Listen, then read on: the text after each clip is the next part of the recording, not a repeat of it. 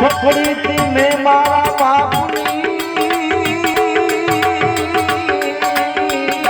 આંગળી, પકડી મેં મારા બાપની. એનું કારણ મને હાલતા નતું આવડતું. કેમ હાલવું, કેમ બોલવું, કેમ વાત કરવી, આ શીખવાડ્યું હોય તો મારા બાપે.